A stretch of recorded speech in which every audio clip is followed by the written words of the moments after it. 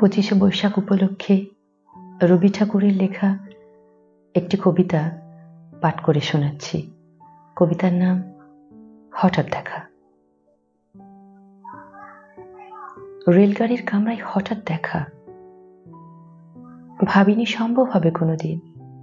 আগে ওকে বারবার দেখেছি লাল রঙের শাড়িতে, ডালিম ফুলের মতো রাঙা।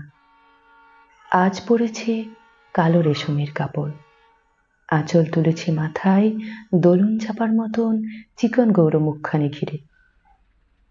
মনে হলো কালো রঙের একটা গভীর দূরত্ব ঘনিয়ে নিয়েছে নিজের চারিদিকে, যে দূরত্ব সর্ষে ক্ষেতের শেষ সীমানায় শালবনের নীলাঞ্জনে।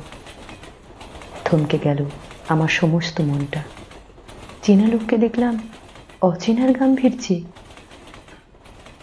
হঠাৎ খবরের কাগজ ফেলে আমাকে করলে নমস্কার।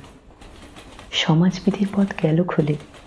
আলাপ করলেন শুরু, কেমন আছো, কেমন চলছে সংসার ইত্যাদি। সে রহিল জানালার বাইরের দিকে তাকিয়ে, যেন কাছের দিনের ছোঁয়াচ পার হওয়া চাহনিতে। দিলে অত্যন্ত ছোট দুটো একটা জবাব, কোনোটা বা দিলেই না। বুঝিয়ে দিলে হাতের অস্থিরতায়, কেন এসব কথা? এর চেয়ে অনেক ভালো চুপ করে থাকা। আমি ছিলাম অন্য বেঞ্চিতে ওর সাথীদের সঙ্গে।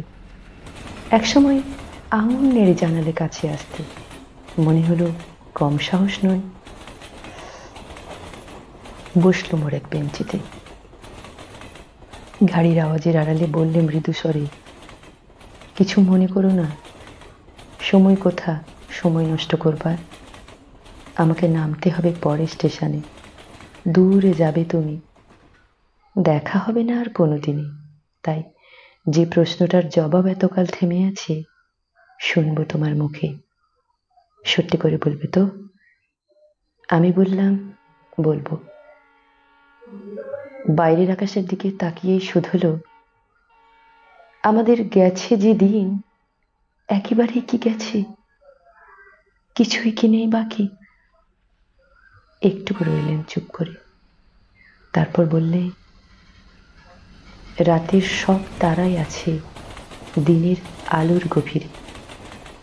খটকা লাগলো, কি জানি বানিয়ে বললাম নাকি। ও বললে, থাক, এখন যাও ওদিকে। সবাই নেমে গেল পরের স্টেশনে, আমি চললাম